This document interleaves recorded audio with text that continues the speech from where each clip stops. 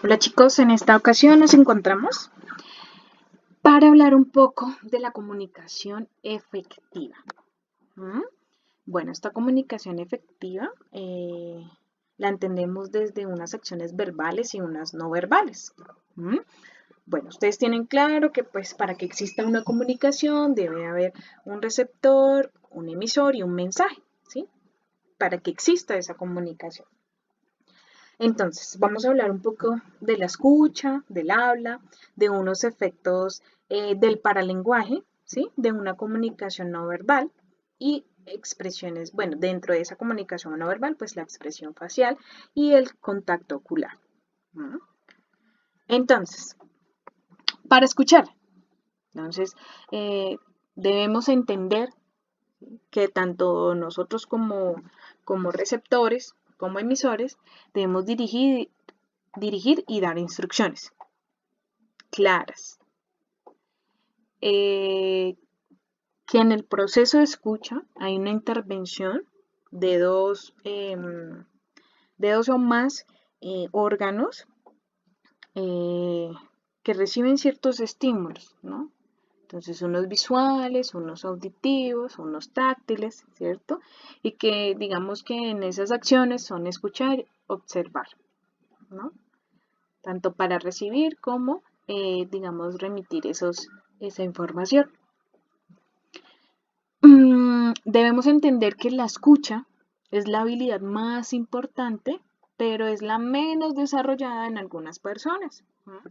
Entonces, incluso los entrenadores. Entonces, en este momento vamos a hablar un poco de, digamos que la posición del coach como tal, ¿no?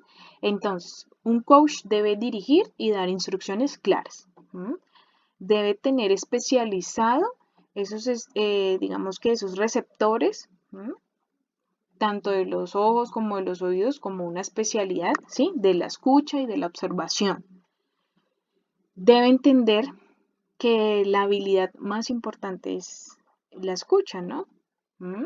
A veces nosotros de pronto nos dejamos guiar muchísimo por lo visual, ¿sí? Pero debemos entender que debemos, digamos que agudizar la escucha. Entonces, entender que la escucha es activa, que debe haber una interacción, ¿sí? Que es bidireccional, ¿no? Que todo lo que yo emita, ¿sí? Va a tener un receptor y que asimismo voy a tener también un biofeedback o un feedback, ¿cierto? Una respuesta. Que digamos que esa escucha activa también va a generar unos sentimientos y unas emociones que deben ser respetadas y entendidas, porque todo lo que yo emita va a tener una reacción. Entonces, esa escucha debe ser efectiva. Que lo que emita debe ser claro y que a su vez deba devolverse, digamos, entendida en esos objetivos y metas que haya propuesto en ese momento. Entonces debe quedar muy clara que es la escucha. Bueno, asimismo, como está la escucha, está el habla. Entonces, el habla, a través, digamos que esa recepción del mensaje, debe tener un contenido y una forma, ¿cierto? Que mi habla debe estar contextualizada y también digamos que debe tener unos factores como la información que se envía, ¿sí? En cuanto a la cantidad y la cualidad. Cantidad en que no debo dar mucha información, sino debe ser, digamos que una cantidad medida, ¿sí? En la que mi receptor no se sature. Y una cualidad en la medida en que digamos, ese mensaje debe estar contextualizado, ¿no? Para que sea efectivo. Que debe tener una intención comunicativa. Debe generar unas respuestas emocionales, asertivas, ¿cierto? Y que mi habla está contextualizada en un tono, en una resonancia, en un volumen, en un ritmo, para que sea entendida por mi receptor, ¿cierto? También encontramos unos efectos del paralenguaje, un tono, una resonancia, un discurso, un volumen. El tono.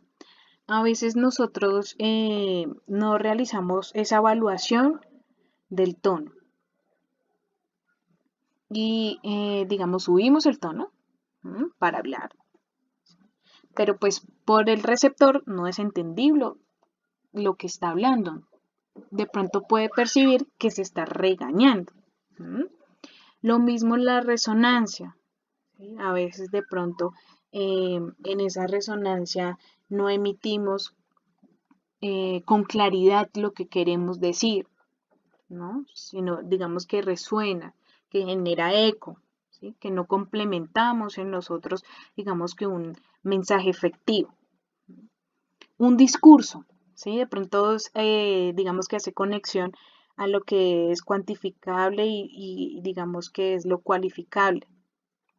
El contenido del mensaje o el contenido de lo que quiero decir debe ser, digamos que concreto, debe ser claro, debe ser contextualizado. Y un volumen, de pronto también hace referencia al tono. El volumen es como decimos las cosas.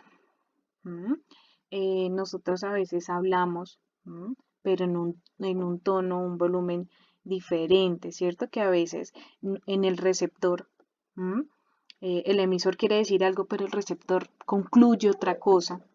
Entonces no es efectivo el mensaje. Entonces estas cualidades son efectos de paralenguaje. Vamos a hablar un poco de la comunicación no verbal. Entonces, hay unas expresiones faciales y unas posturas y unos gestos corporales.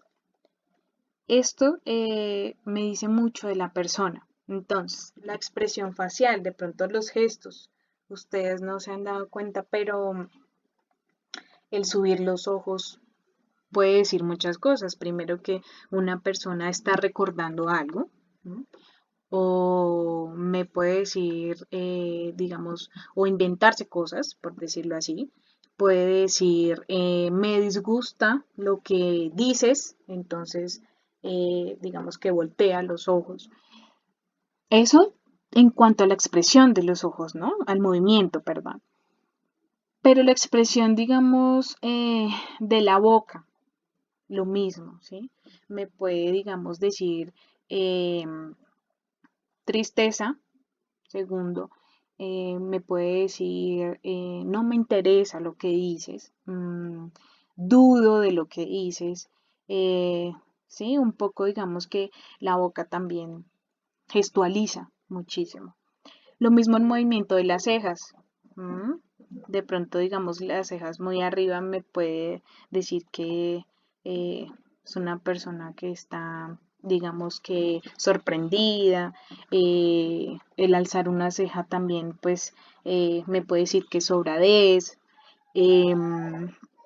Unas cejas fruncidas también me quiere decir o estoy concentrado o me siento enojado.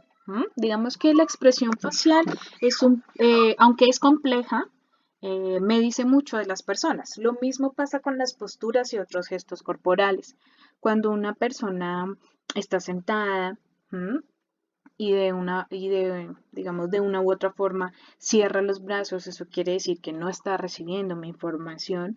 Una persona que de pronto posturalmente está, pues, por decirlo así, escurrida en su asiento, eso quiere decir no recibo información, estoy haciendo, digamos que, pereza, por decirlo así.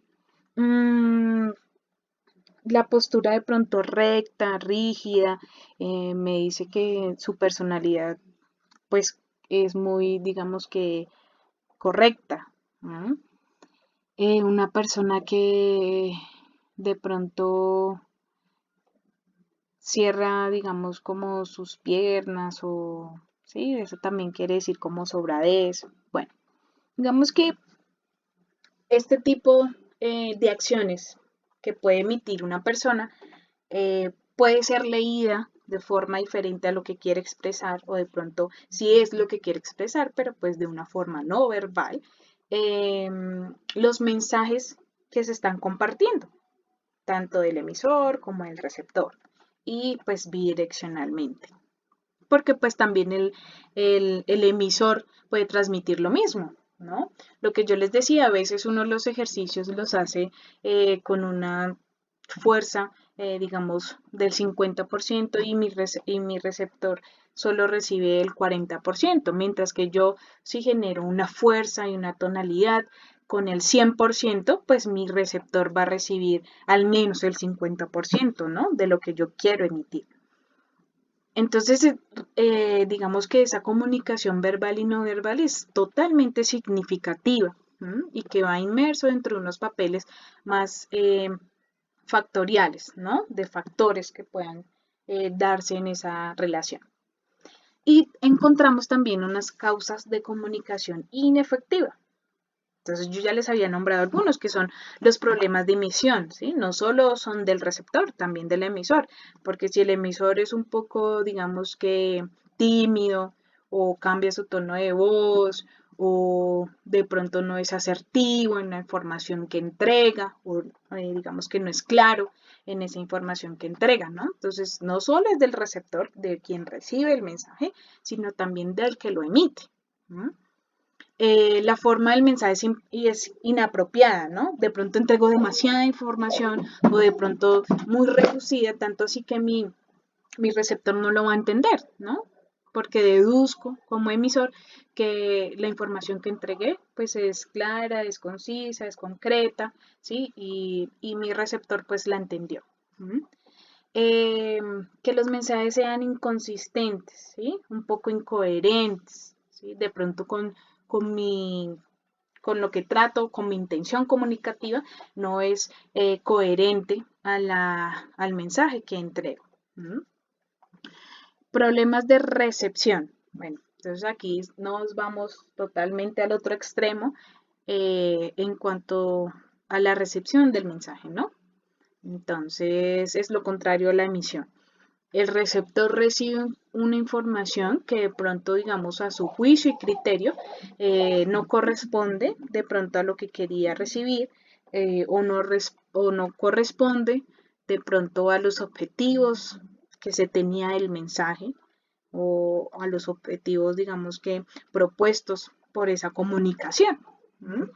Entonces, digamos que acá en esta relación bidireccional, pues también se genera un feedback, ¿sí? Una retroalimentación, ¿cierto? Que es lo importante o la base fundamental del coaching deportivo. ¿No? Entonces, la retroalimentación, ¿qué es? Es realmente, ¿no? Conocer si mi emisor entregó el mensaje correctamente al receptor. ¿Mm? Y que el receptor a su vez, ¿sí? Devolvió el mensaje que recibió. ¿Mm? Entonces ustedes van a hacer un ejercicio de pronto un poco más cercano a lo que significa la comunicación, tanto verbal como no verbal, en esta habilidad que es el coaching deportivo. ¿Mm? Entonces espero, digamos, hayan entendido un poquito esta relación. La idea es hacer también una clase un poco más referencial en cuanto a lo que hemos visto y lo que complementamos con el día de hoy. Entonces, gracias por su asertiva escucha. ¿Mm? Y espero que este mensaje que he emitido pues se haya recibido pues con claridad y objetividad.